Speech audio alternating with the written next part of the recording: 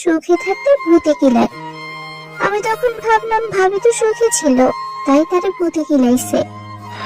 এই শোনো, চ্যানেলটি সাবস্ক্রাইব করে ঘন্টাটি বাজিয়ে দিও, কেমন? শাওন, আমার না একটা বিষয় খুব ভয় হয়। কি নিয়ে তুমি তো ভয় পাচ্ছ? আমি থাকতে কেউ তোমার কিচ্ছু করতে পারবে না, সো ভয় পাওয়ার কিছুই নেই। আমি জানি তুমি আমাকে সকল বিপদ থেকে আগলে রাখবা। আমি তোমার কাছে খুব সুখে থাকবো, কিন্তু কিন্তু কি? এই, তোমার কি হয়েছে বলো তো, এমন কেন করছো? আসলে সেদিন আমাদের পাশের বাড়ির এক ভাবি তার স্বামীকে ছেড়ে চলে গেল, অথচ তার স্বামী তাকে খুব ভালোবাসতো। ভাবি যা চাইতো ভাইয়া সেটাই এনে দিত, তার কোনো অভাব হয়নি। তবুও সে যখন চলে গেল তখন থামলে কেন বলো, তখন কি এমন হলো যার জন্য আমার জানটা ভয় পেয়ে গেছে? তখন আমাদের প্রতিবেশী রাতুলের মা বলল, সুখে থাকতে ভূতে কিলায়। আমি তখন ভাবলাম ভাবি তো সুখে ছিল, তাই তারে ভূতে কিলাইছে। ওর চোখে পানি টলমল করছে, এখন বৃষ্টি নামবে নামবে ভাব। আমি আর আমার হবু বউ জান্নাত নদীর ধারে বসেছিলাম। তখন জান্নাত কথা করে বলছিল, জান্নাত তোমার মাথা কি ঠিক আছে? কি সব আজে বাজে কথা বলছো? আচ্ছা, তোমার কি শরীর খারাপ? চলো তো ডাক্তারের কাছে যাই। শাওন, আরে বাবা, এত রেগে যাচ্ছ কেন? আমি কি ভুল কিছু বলেছি? যাও, তোমাকে বলবোই না। জান, এরকম ঘুরিয়ে পেয়েছি না বলে একটু সোজা সোজা বলো, কি না তো ভয় পাচ্ছিলে? আমি সব ঘোরানো পেছনে কথার মানে বোঝি না। আচ্ছা আগে বলো, তুমি কি চুপ করে শুনবে? ওকে, এই আমি চুপ করলাম। তুমি একটু আগে বলছিলে না আমাকে সুখে রাখবে। আমি কোনো কথা না বলে চুপ করে রইলাম। কি হলো বলো, তুমি বলছিলে না আমাকে বিয়ের পরে সুখে রাখবে? ওহ সরি, আমি তো তোমাকে চুপ থাকতে বলছি, তাই তুমি কথা বলছো না। আমি তার কথায় মাথা চাকিয়ে হ্যাঁ সূচক জবাব দিলাম। আচ্ছা তুমি এখন কথা বলতে পারো। যাক, বাঁচালে, আমার তো দম বন্ধ হয়ে আসছিল। তুমি আমারে সুখে রাখলে যদি ভূতে কিলাইতে আসি? আমি ভূতে অনেক ভয় পাই, ভূত আসলে আমি কিন্তু মরেই যাব। এই বলে জান্নাত ভয়ে আমাকে শক্ত করে জড়িয়ে ধরল। তার এমন কথা শুনে এখন আমি হাসবো নাকি কাঁদবো, কনফিউশনে পড়ে গেছে। আচ্ছা, আপনারাই বলেন আমার কোনটা করা উচিত? আমি জান্নাতের ভয় দূর করার জন্য বোঝাতে লাগলাম, জান্নাত, এই পৃথিবীতে ভূত বলতে কিছু নেই। এই কথাটা শুধু একটা প্রবাদ বাক্য। তুমি মিথ্যে বলছো? ভূত যদি নাই থাকে তাহলে লোকে বলে কেন ভূত আছে? আম্মু আগে আমাকে ভূতের কথা বলে ভয় দেখাইছে, ভূত না থাকলে আম্মুকে মিথ্যা বলেছে। জান্নাত শোনো, সব মায়ের এসে বলে তাদের বাচ্চাদের ভয় দেখায়। এর কারণ হলো বাচ্চারা ছোটকালে অবুঝ থাকে, কোন কাজটা ভালো আর কোনটা ভালো না এটা তারা বোঝে না, খাবার খেতে চায় না। তখন মায়েরা বলে ভূত মানুষের রক্ত খায়, মেরে ফেলে, আরো অনেক কিছু বলে খাবার খাওয়ায়। সত্যি তো, ভূত বলতে কিছু নেই। হ্যাঁ, তবে জিন আছে। আর হ্যাঁ, ওই প্রবাদ বাক্যটার কথা বলছো তো? তাহলে শোনো, যে মানুষ সর্বদা সুখে থাকে তার একসময় আরো পাওয়ার লোভ জাগে, অথচ তার যা যা প্রয়োজন তার সব এসে পেয়েছে। কিন্তু লোকে এটাও বলে লোভে পাপ, পাপে মৃত্যু। তাই তাদের পরিবারে শুরু হয় ঝগড়া, কথা কাটাকাটি, একসময় তাদের সম্পর্কে চির ধরে। তাই লোকে বলে সুখে থাকতে ভূতে কিলায়, কারণ তার আর কোনো কিছুর অভাব ছিল না, তবুও সে লোভ করে, আর তার ফলস্বরূপ তাদের বিচ্ছেদ ঘটে। আর এই বিচ্ছেদটি মানুষের ভূতের সঙ্গে তুলনা করেছে। তাই মহান আল্লাহ যতটুকু দিয়েছেন তাতে আমাদের সন্তুষ্ট থাকতে হবে। আচ্ছা তুমি এত সব জানলে কিভাবে? কে তোমাকে বলেছে এসব? একবার আমাদের পাশের বাসায় এরকম একটা ঘটনা ঘটেছিল। তখন এক লোক এই প্রবাদ বাক্যটা বলেছিল। আমি ছোট ছিলাম, তাই কথাটা ভালোভাবে বুঝতে পারিনি। এরপর দাদাকে জিজ্ঞেস করলাম, তারপর দাদা আমাকে এই কথাটার মানে বুঝিয়ে দিয়েছিলেন। আচ্ছা জান্নাত, এসব ছেড়ে চলো, এখন সন্ধ্যা হতে চললো, তোমাকে পৌঁছে দিয়ে আমাকে বাসায় ফিরতে হবে। এই আর একটু থাকি না প্লিজ? দেখো এখানকার পরিবেশটা কত সুন্দর, আমার তো এখানে থাকতে বেশ লাগছে। জান্নাত, আজ ল্যাপটপে অফিসের কিছু কাজ করতে হবে, অন্যদিন আমরা আবার আসবো। শাওন প্লিজ একটু থাকো না।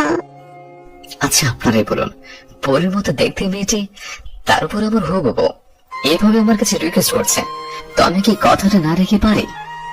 আমি ওকে জড়িয়ে ধরে গালে একটা কিস দিয়ে বললাম, ও গো বউ, এমন করে বলো না গো, তাহলে যে আমি কথাটা না রেখে পারবো না। তাই? হ্যাঁ তাই। তারপর জান্নাতের সাথে নদীর তীরে কিছুক্ষণ ঘোরাঘুরি করে বাসায় চলে আসলাম। আজ আমার বিয়ে। আমরা এইমাত্র জান্নাতের বাসায় এসে পৌঁছালাম। গেটের কাছে আসতে শুরু হলো পেতনিতে জ্বালাতন। ভেতরে ঢুকতে ওদের নাকি 20,000 টাকা দিতে হবে। এদিকে হারামিগুলো আমার কানে ফিসফিস করে বলছে, দোস্ত তোর শালিকাগুলো কিন্তু ঝাক্কাস। আমি তো প্রথম দেখে মেয়েটার প্রেমে পড়ে গেলাম। একটি মেয়েকে দেখিয়ে কথাটা বললাম। এদিকে বাকিদেরও একই হাল, শালারা নাকি আমার শালিকাদের দেখে ক্রাশ খাইছে। আচ্ছা আপনারাই বলুন, আমি ওদের দুলা ভাই, আমারও তো হক আছে নাকি? ঠিক তখনই মাথায় একটা বুদ্ধি এলো, তাই হারামিগুলোর বললাম, শোন, আমার মাথায় একটা আইডিয়া আসছে, এতে আমার পকেট বাঁচবে, সাথে তোদের ক্রাশকে পড়ানোর সুযোগ পাবে। বলিস কি দোস্ত, এ তো এক ঢেলে দুই পাখি মারা যাকে বলে। তোরা কোনোভাবে আমার সুন্দরী শালিকাদের সাইডে নিয়ে যা, তারপর সুবিধা মতো পটিয়ে ফেল। আমার তোদের উপর সম্পূর্ণ বিশ্বাস আছে, তোরা কাজটা করতে পারবে। আমার কথায় সবাই রাজি হয়ে যায়। যে যার কাজে চলে গেল। আমরা বিনা বাধায় ভেতরে ঢুকে গেলাম। এবার সব বন্ধুরা মিলে আমার পাশে গোল হয়ে বসলো। এখন আমাদের খাওয়ার পালা। কিছুক্ষণ পর আমার হবু শালা বড় একটা প্লেটে আস্ত মুরগির সাথে ভাত আমার সামনে এনে রাখলো। তখনই পড়লাম এক মহা বিপদে। আমি আবার মুরগির মাংস একদম খেতে পারি না। এগুলো খেলে পেটে আগে যেটুকু ছিল সব বেরিয়ে যাবে। ভাবছি এখন কি করব। এগুলো ফেলে যদি উঠে যায় তাহলে লোকে কি ভাববে? নতুন জামাই বলে কথা, লোকের আর দোষ কি? কোন শালা যে বরকে আস্ত মুরগি খাওয়ানোর নিয়মটা বানাইছে আল্লাহই ভালো জানে। আস্তাগফিরুল্লাহ, আল্লাহ মাফ কর। কে না কি বানাইছে না জেনে গালে দেওয়া ঠিক হবে না। কি আর করবো, খেতে যখন হবে এই মুরগির রান্না দিয়ে এখনকার মতো কাজ চালিয়ে নেই। অনেক কষ্টে খাওয়া শেষ করলাম। কিছুক্ষণ পর সুন্দর শালিকার দল জান্নাতকে এনে আমার পাশে বসিয়ে দিল। জান্নাতের দেখে আমার চোখ পড়তে আবারও ক্রাশ খেলাম। জান্নাতকে লাল ছেড়েতে খুব সুন্দর লাগছে। তারপর আমাদের বিয়েটা খুব ভালোভাবে সম্পন্ন হলো। এবার বিদায়ের পালা। জান্নাতের আব্বুকে জড়িয়ে ধরে কাঁদছে। এদিকে পেতনির দল আমাকে চালিয়ে মারছে। জান্নাতের বান্ধবী মৃদু বলল, দুলা ভাই, আপনি কিন্তু কাজটা একদম ঠিক করেননি। আমি আবার কি করলাম? আমাদের বোকা বানিয়ে এখন বলছিলেন আমি কি করলাম? তা ভালো তো চলছে তোমাদের? মানে বলছি তোমার আর আবিরের ভালোই তো চলছে। আপনি কি করে জানলেন? পুরো প্ল্যানটাই তো আমার, তাহলে আমি জানবো না তো কে জানবে বলো? ধন্যবাদ ভাইয়া, আপনি যদি ওরে... থাক, এতে ধন্যবাদের কিছুই নেই। এটা তো তোমাদের দোলাভাই হিসেবে আমার কর্তব্য। কি বলো? মৃত্যুর সাথে কথা বলছিলাম, হঠাৎ কারো খোঁজায় পেছনে ফিরে তাকাতে দেখে জান্নাত রাগী চোখে আমার দিকে তাকিয়ে আছেন। তারপর আমার কানে ফিসফিসিয়ে বলল, এই, তুমি আমার বান্ধবীদের সাথে হেসে হেসে কি এত কথা বলছো শুনি? তোমার মতলব কিন্তু সুবিধার নয়। বউ তুমি সবার মাঝে এসো না তো, এটা আমাদের শালিকা আর দোলাভাইয়ের পার্সোনাল। দাঁড়াও, তোর ওদের পার্সোনাল ম্যাটার আমি বের করছি। এই মিতু, তুই এদিকে আয় তো। জান্নাত ডাকতে মিতু চলে গেল। কিছুক্ষণ পর জান্নাতকে নিয়ে বাসায় আসলাম। বাসায় ফিরতেই সবাই জান্নাতকে নিয়ে পড়ে রইল। শত হলে নতুন বউ বলে কথা। আমি আর আমার বন্ধুরা ছাদে চলে আসলাম। আবির, তোর মিতু তো পড়ে গেছে, তা এখন তোদের কি খবর? আর বলিস না ভাই, বৃষ্টি তো আমার সাথে কথাই বললো না। ওকে দেখে বোঝা যায় বৃষ্টি মেয়েটা খুব লাজুক স্বভাবের। তুই হাল ছাড়িস না, পেছনে পড়ে থাক, দেখবি সব ঠিক হয়ে যাবে। তুই ঠিক বলছিস, দেখি কি করা যায়। আরে শালা, তুই বউ আছিস কেন? তোর কানেটা পড়ছে নাকি শহরের মতো লেগে থাকতে হবে? আমি আরিয়ানকে উদ্দেশ্য করে কথাটা বলতেই হারামিটা বলল, আনিকা নাকি প্রায় পটে গেছে। ওদের সাথে আড্ডা দিতে দিতে রাত এখন প্রায় 10:30। বন্ধুরা আমাকে বেরোল মারার জন্য বাসর ঘরে দরজার সামনে রেখে গেল। কিন্তু আমার এটা বোঝা আসে না যে বাসর ঘরে এই বিড়ালটা আবার কই পাবো। আচ্ছা আপনারাই কইন দেখি, আমি ওর এত রাইতে বিড়াল কই পাবো? আজ নিজের রুমে ঢুকতে কেমন যেন ফিল হচ্ছে। সত্যি বাসর ঘরে ঢুকতে গেলে নিজের ঘরটাও কেমন যেন অচেনা লাগে। তো আর কথা না বাড়িয়ে ঢুকিয়ে পড়লাম। খাটের দিকে তাকাতেই দেখি বউটা খাট থেকে নেমে আমার কাছে এগিয়ে আসলো। জান্নাত যে সালাম করার জন্য নিচু হবে তার আগেই আটকে দিলাম। তারপর জান্নাতকে বললাম, আল্লাহ ছাড়া কারোর সামনে মাথা নত করবে না, ওকে? সরি। জান্নাতকে বুকে জড়িয়ে বললাম, বউ, তোমার জায়গা পায়ে নয়, আমার বুকে। এই চলো না, এত রাতে কই যাবা? চলো না ছাদে যাই। ছাদে যেয়ে কি হবে? আগে চলো তারপর বলছি। ওকে। আমি জান্নাতের সাথে ছাদে যাওয়ার জন্য পা বাড়াতেই এমন সময় পেটটা মোচড় দিয়ে উঠলো। ধুর, মেসেজটা বিগড়ে গেল। কই বাসরাতে বউর একটু আদর করো, তা না, আর বাইরে যাওয়া লাগবো। আমাকে চুপ থাকতে দেখে জান্নাত বলল, কি হয়েছে তোমার? এমন করে কি ভাবছো? বলছিলাম কি, তুমি যদি কিছু মনে না করো তাহলে আমি একটু সেরে আসি। যাও। তারপর ও মনে মনে বলল, ধুর, এখনই সত্যাটার ওখানে যেতে হবে? এতক্ষণ কি রোমান্টিক মোড়ে নেছিলাম, মুডটাই খারাপ করে দিল। একটু আগে সেরে নিলে কি এমন হতো? এদিকে আমি দীর্ঘ 30 মিনিট হাগু সেরে বাইরে বেরিয়ে আসলাম। এসে দেখি জান্নাত জানলার কাছে দাঁড়িয়ে আনমনা হয়ে বাইরে তাকিয়ে আছে।